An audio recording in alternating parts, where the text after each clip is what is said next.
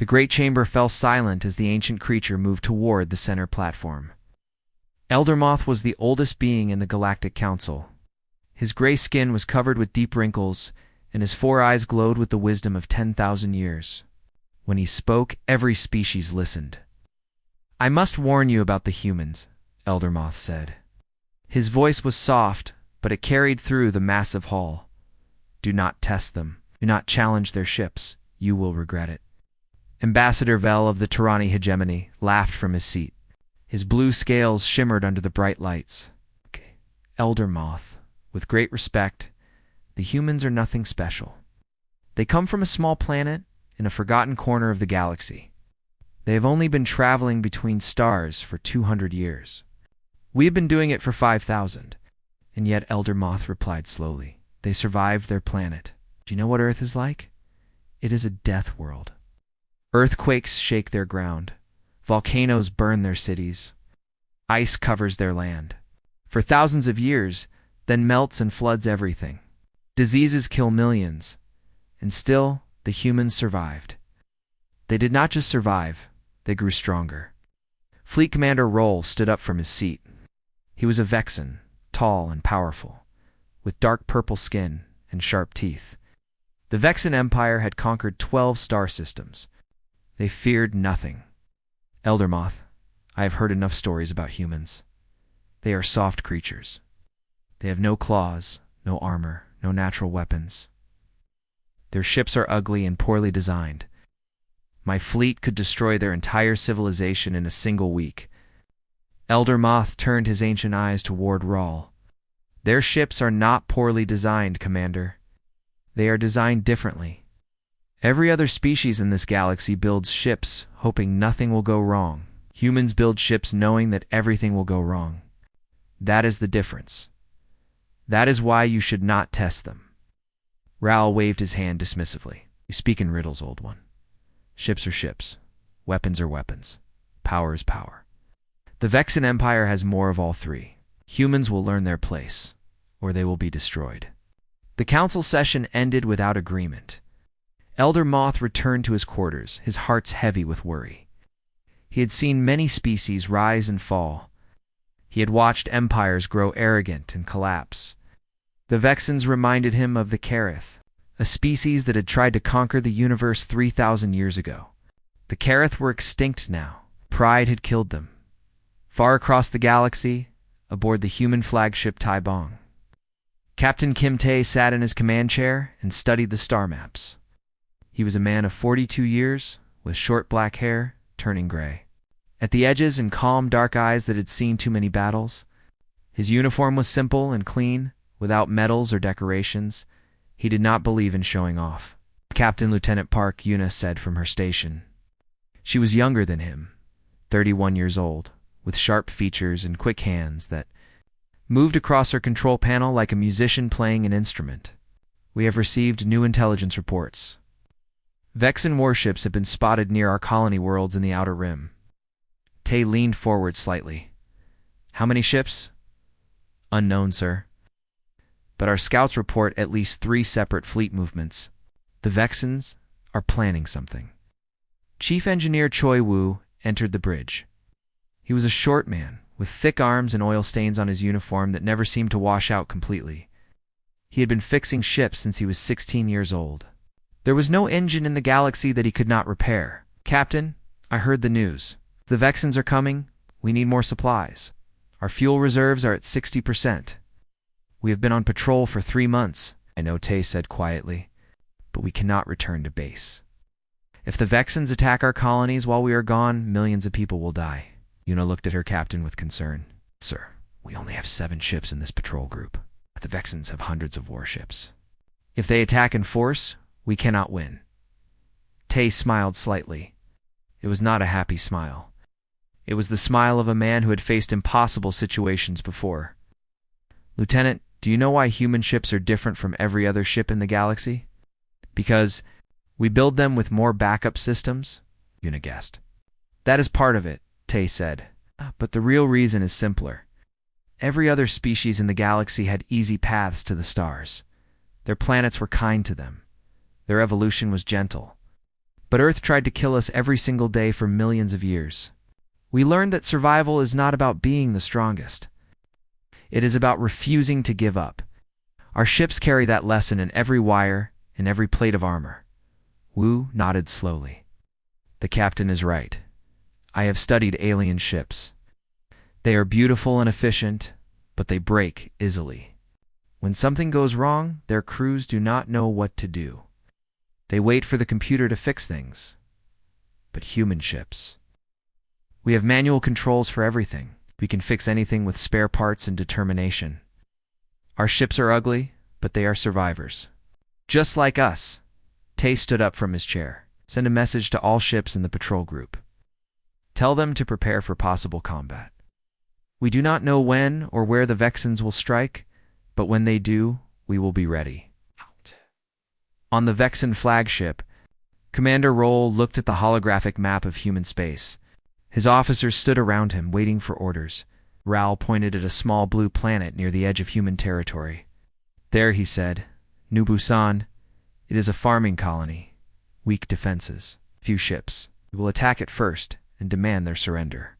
When the humans see our power, they will understand that resistance is useless. One of his officers spoke carefully. Commander, the Elder Moth warned us not to test the humans. Perhaps we should be cautious. Onowal turned and stared at the officer with cold eyes. The Elder Moth is ancient and afraid of everything. I am not afraid. The Vexan Empire did not conquer 12 star systems by being cautious.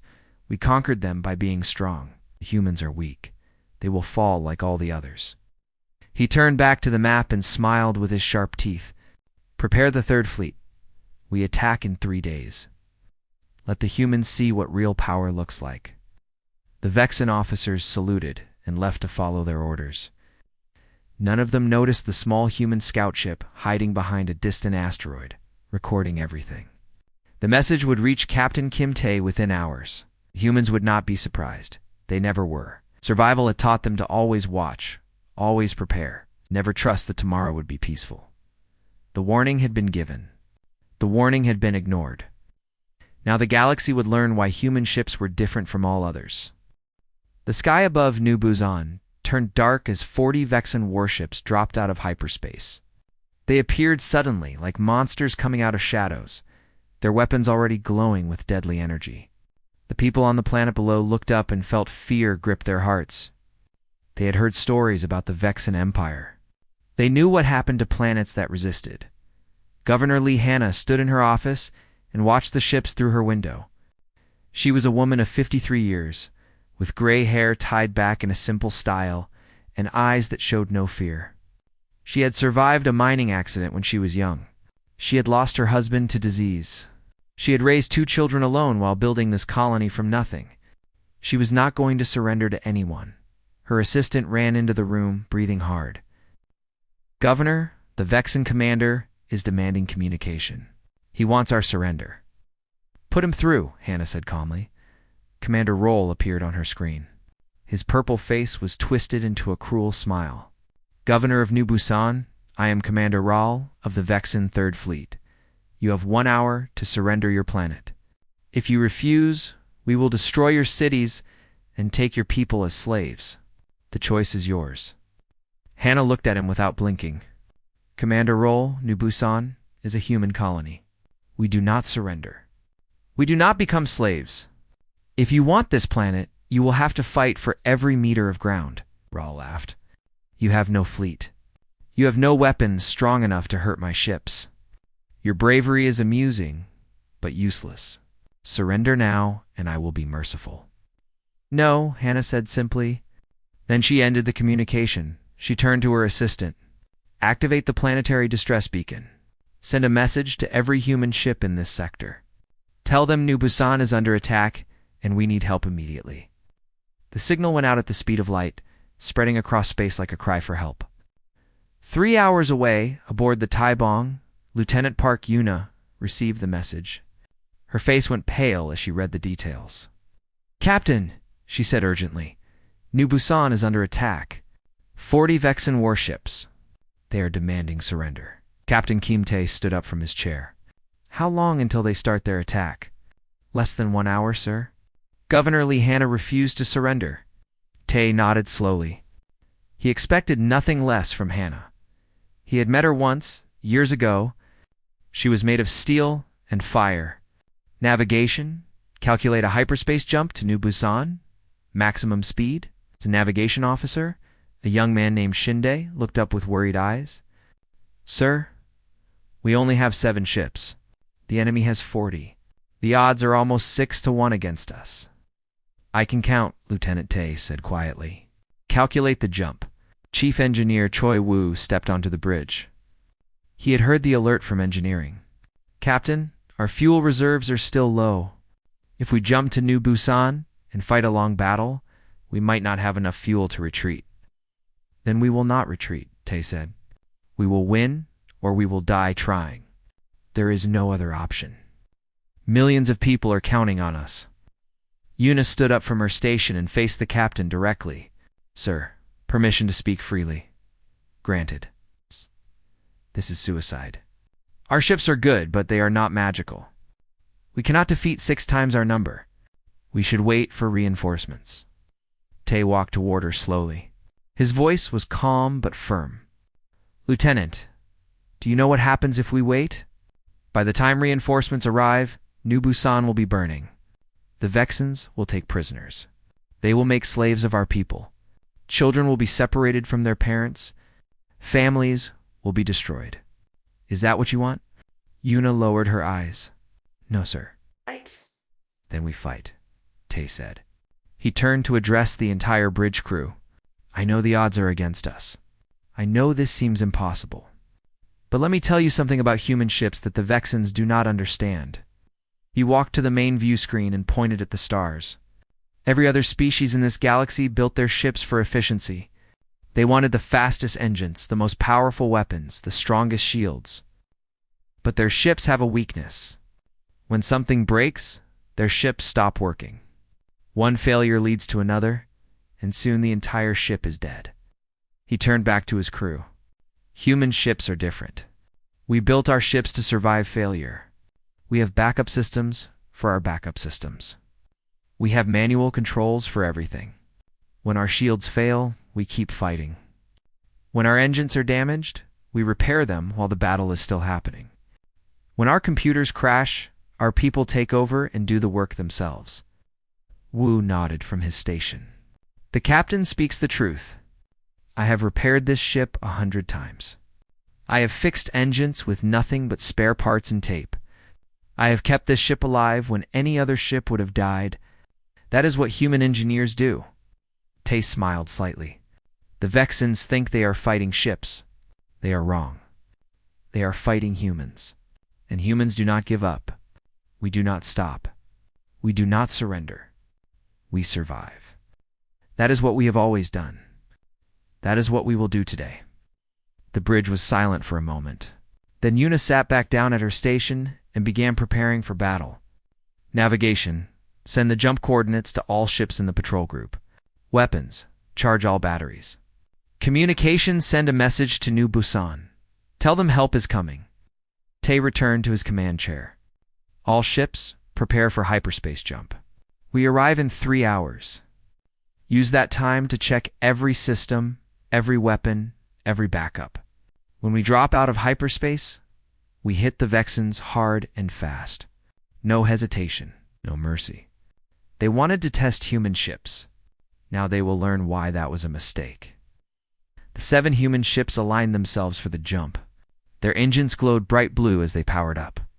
On the bridge of the Taibong, Captain Kim Tae closed his eyes for a brief moment. He thought about his family back on Earth. He thought about all the people on New Busan who were counting on him. He thought about every human who had ever faced impossible odds and refused to give up. Then he opened his eyes and gave the order that would change the galaxy forever. Jump.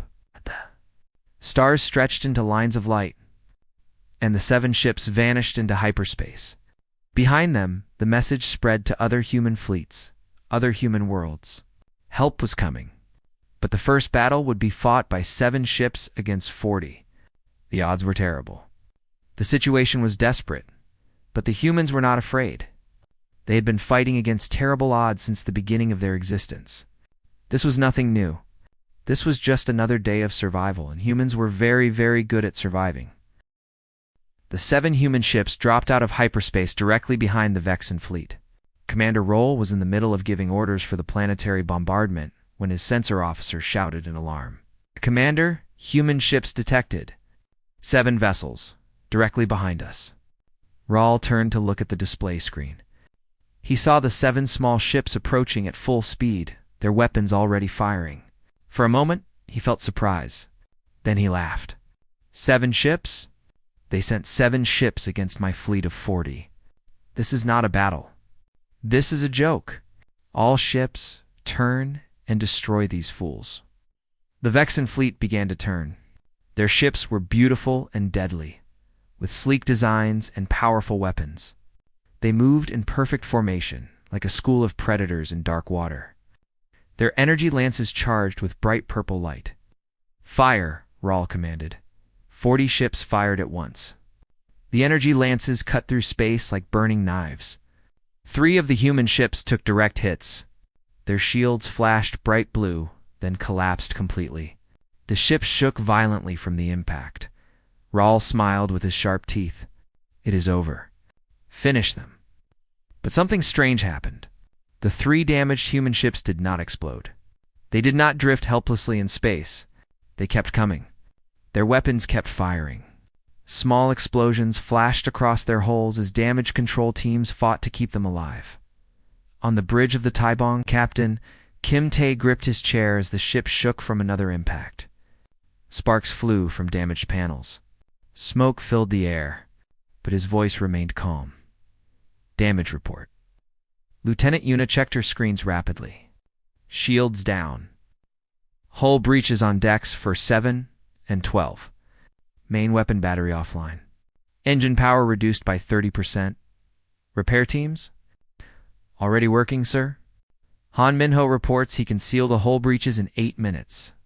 Beak Sora is treating wounded in the medical bay." Tay nodded. "Good. Continue attack pattern. All ships, stay close together.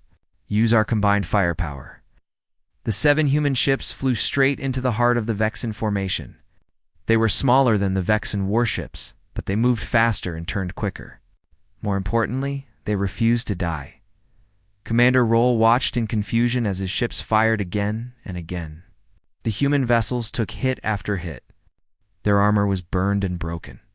Entire sections were exposed to space, and still they kept fighting. Why won't they die? Rawl shouted at his officers. "They have no shields. Our weapons are hitting them directly. Any normal ship would be destroyed by now." One of his officers studied the sensor data with fear in his eyes. "Commander, the human ships are repairing themselves during the battle. They have crews moving through damaged areas, sealing breaches, rerouting power. They are not waiting for the battle to end. They are fixing their ships while we are shooting at them." "That is impossible," Rawl said. "It is happening," the officer replied. "On the Taibong." Chief Engineer Choi Woo ran through a corridor filled with smoke and flames. 2 of his engineers followed behind him, carrying tools and spare parts. They reached a damaged power junction where electricity crackled dangerously. "The main reactor is failing," one engineer shouted over the noise. "We need to shut down and restart. But that takes 20 minutes. We will be defenseless." Wu looked at the damaged systems with quick, expert eyes. "No, we do a cold restart." The engineers stared at him with shock. "Sir, a cold restart is dangerous. The reactor could explode. No one does a cold restart during combat." "Humans do," Wu said. He began working on the reactor controls with his bare hands, moving faster than should be possible. "I have done this before. On the mining ship Kunju, when pirates attacked us. I was 22 years old. The captain said it was impossible.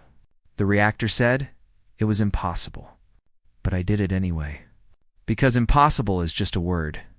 It does not mean anything to someone who refuses to give up." 5 minutes later, the Taibong's reactor roared back to life at full power. The ship's weapons came back online. The engines surged forward with new strength. "Lieutenant Yuna, saw the power readings on her screen, and smiled for the first time since the battle began. "Captain, we have full power. All weapons operational." "Then let us show them what human ships can do," Tay said. "All ships attack formation. Ram through their center." The 7 human ships accelerated directly toward the middle of the Vexen fleet. The Vexen officers laughed at first. This was suicide. The humans would crash directly into the larger warships. But they were not trying to crash. They were using their reinforced hulls as weapons.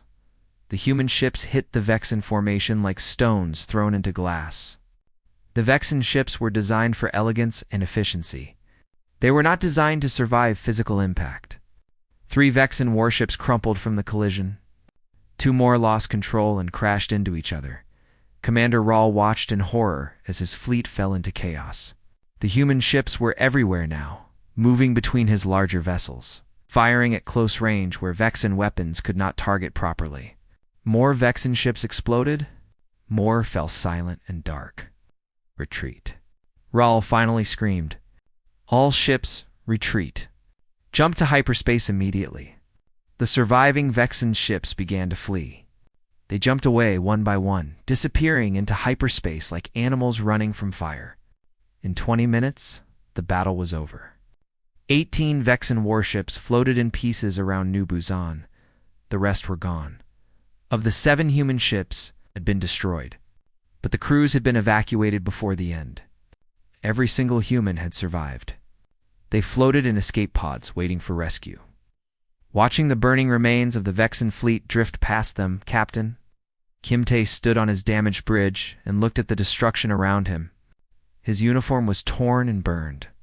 His face was covered with dirt and blood from a small cut on his forehead, but his eyes were calm and proud. "Send a message to Governor Lee Hanna," he said. "Tell her New Busan is safe. The Vexens will not return." Yuna nodded and sent the message. Then she turned to face her captain with new respect in her eyes. "Sir, we won. We actually won. 7 ships against 40. We did not win because we had better ships or better weapons," Tay said quietly. "We won because we refused to lose. We won because when our shields failed, we kept fighting. When our engines died, we fixed them. When everything went wrong, we found ways to survive. That is what makes humans different. That is what the Vexens will never understand." Down on New Busan, Governor Lee Hanna received the message. She read it twice to make sure it was real. Then she walked outside and looked up at the sky where tiny lights moved among the stars. Those lights were human ships. Those lights had saved her planet. She smiled for the first time in many hours. "Thank you," she whispered to the sky. "Thank you for being human." In the darkness of space, the Vexen survivors ran toward home. They carried a new feeling with them, something they had not felt in 1,000 years of conquest. Fear they had tested human ships.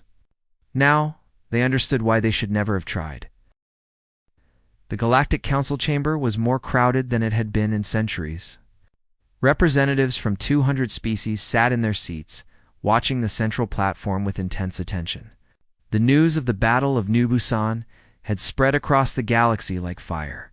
Everyone wanted to understand how 7 small ships had defeated 40 warships from one of the most powerful empires in known space. Ambassador Yoon Jin walked to the center of the platform. She was a woman of 60 years, with silver hair and kind eyes that hid a sharp intelligence. She had spent her whole life studying alien cultures and finding ways to communicate with them.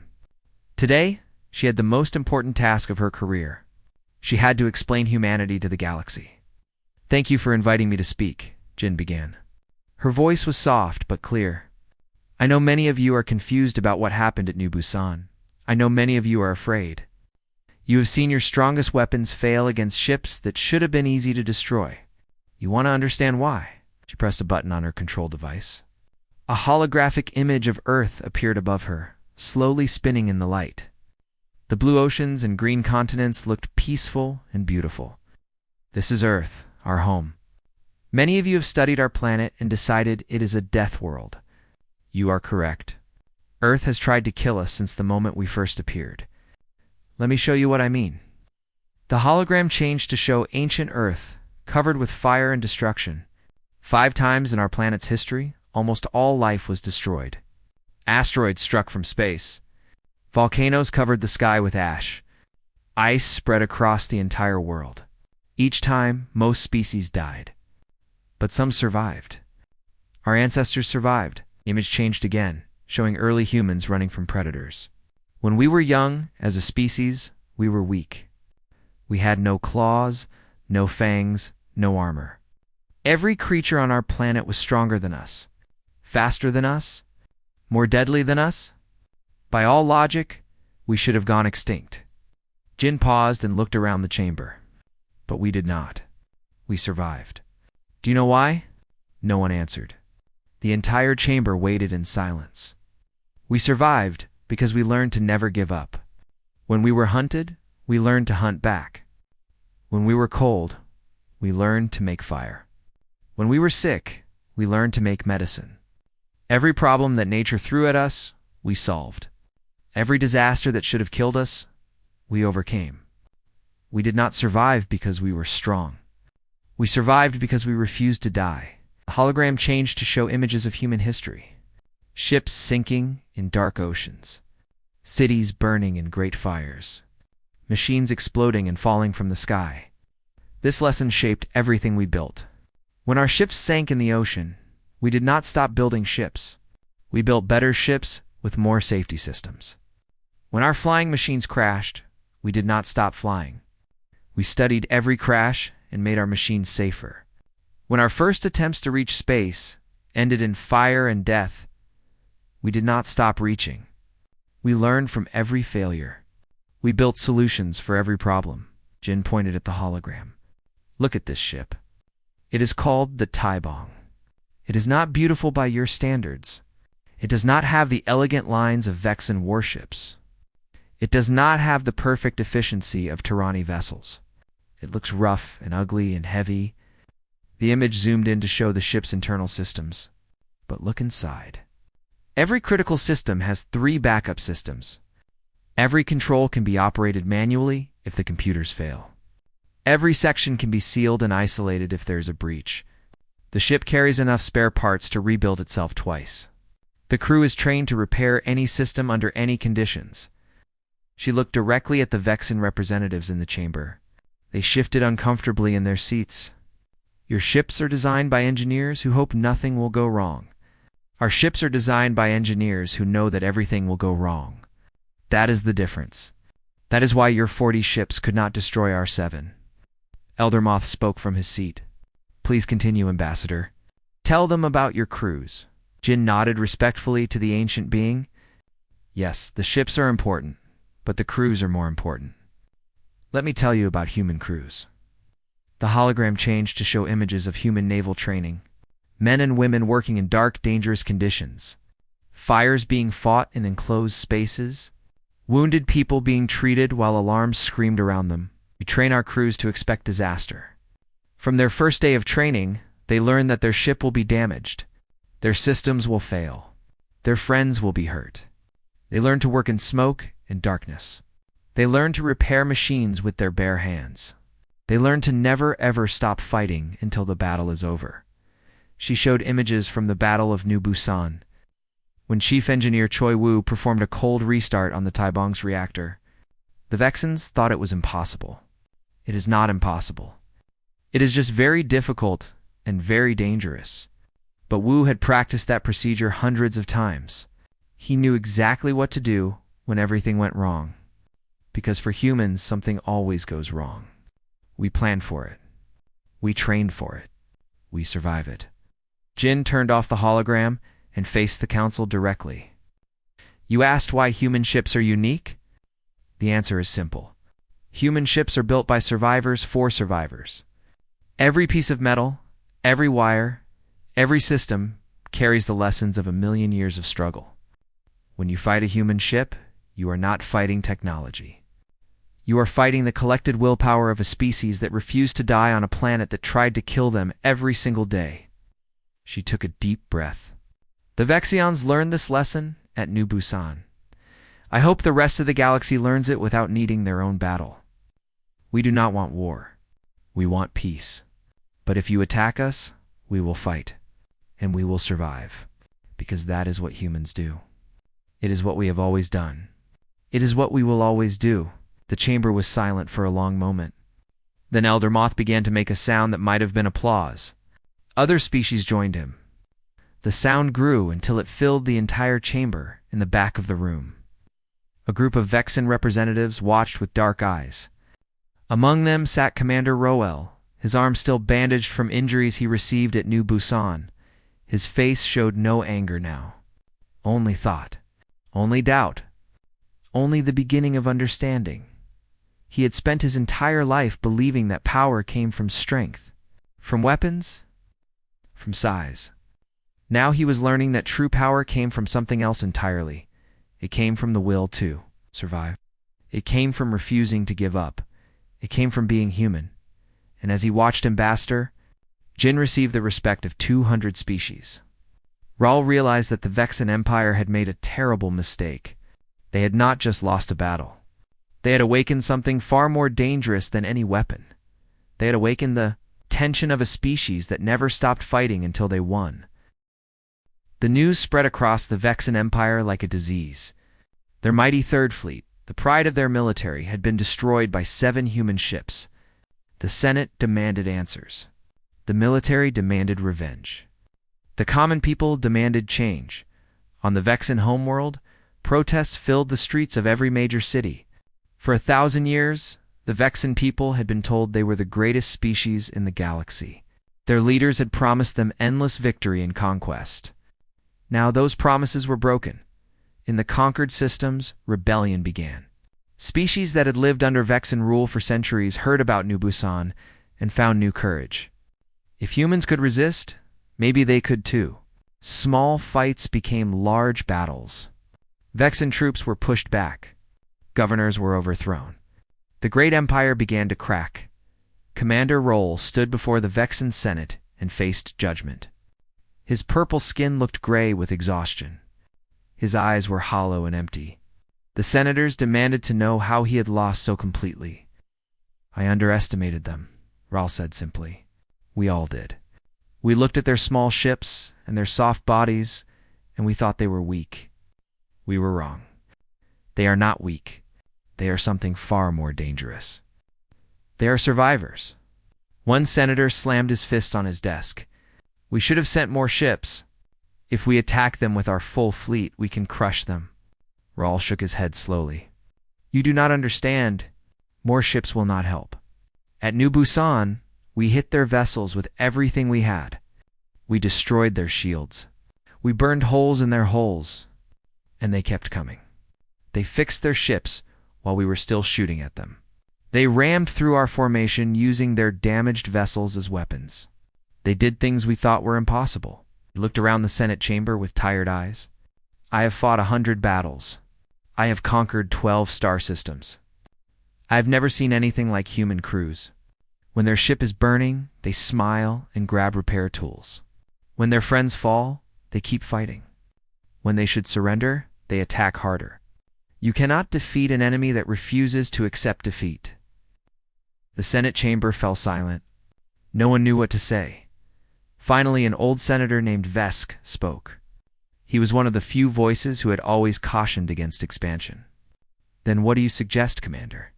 Should we make peace with the humans?" Raul nodded slowly. "Yes, not because we are weak. Not because we have lost, but because fighting them is pointless. They will not stop. They will never stop. Every battle will cost us more than we gain. In the end, we will destroy ourselves trying to destroy them." The Senate voted that night. For the first time in Vexen history, they chose peace instead of war. Far across the galaxy, Captain Kim Tae received news of his promotion. He was now Admiral Kim Tae, commander of the newly formed United Earth Defense Fleet. He accepted the rank with his usual calm expression. But inside, he felt the weight of responsibility pressing down on his shoulders. Lieutenant Park Yuna was promoted to captain and given command of the rebuilt Ibong.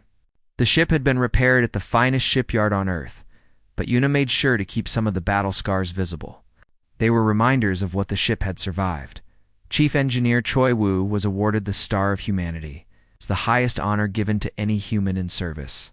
He accepted the medal with embarrassment, saying he had only done his job. But young engineers across human space heard his story and wanted to be like him. Applications to the Fleet Engineering Academy increased by 300%. Governor Alihana returned to New Busan and began rebuilding. The colony became a symbol of human resistance. People from across Earth and the colonies sent resources to help. Within 2 years, New Busan was larger and stronger than before the attack. Elder Moth traveled to Earth to see the human homeworld for himself. Admiral Tay met him at the spaceport and escorted him on a tour of the planet. The ancient being saw oceans that could swallow ships, mountains that breathed fire, storms that could destroy entire cities. He saw the Earth that had tried to kill humanity for millions of years. Elder Moth said as they stood on a cliff overlooking the Pacific Ocean, waves crashed against the rocks below, powerful enough to break steel. Your planet did not make you soft. It made you hard. Every generation that survived passed their strength to the next. You are not a young species reaching for the stars.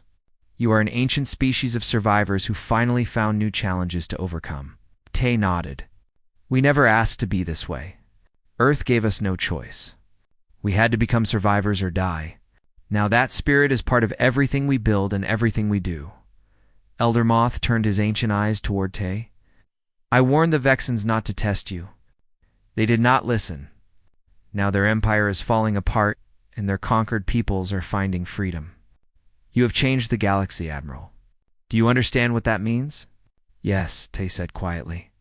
It means we have more responsibility than ever. We did not fight the Vexans to become conquerors ourselves. We fought them to protect our people. Now we must use our strength to protect others. To help build a better galaxy, the Galactic Council issued a formal declaration 3 months later. Human space was recognized as protected territory.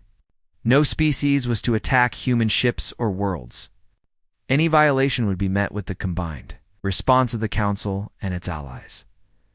But the most powerful warning came at the end of the declaration. It was a single sentence that would be remembered for 1,000 years. Do not engage human vessels. They are not built like ours. They are built to survive the impossible, and the crews who fly them are no different. Commander Roll saw the declaration from his home on the Vexan homeworld. He was retired now, living in a small house far from the capital. He had spent months thinking about the Battle of New Busan. He had studied human history. He had learned about their disasters and their survival. He had come to understand what Elder Moth had tried to tell him. Humans were not dangerous because of their weapons or their ships. They were dangerous because they never gave up. In a million years of struggle, they had learned a lesson that no other species in the galaxy understood. The universe was not a safe place. Disaster could come at any moment. The only way to survive was to expect the worst and be prepared for it. To build systems that could fail and still work. To train people who could face anything and keep going. To never, ever accept defeat. Raoul looked up at the night sky where stars sparkled like diamonds. Somewhere out there, human ships were flying through the darkness. Ships built by survivors for survivors. Ships crewed by people who smiled when everything went wrong because they knew how to fix it. He thought about what he would tell his grandchildren. He would tell them about a species from a death world. A species that had no claws or fangs or armor. A species that should have died 1,000,000 times but refused.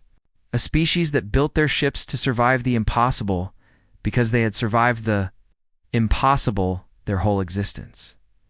He would tell them about humans, and he would warn them. Just as Elder Moth had warned him that some species should never be tested, because humans did not fight to win. Humans fought to survive, and they had been doing it longer than anyone else in the galaxy.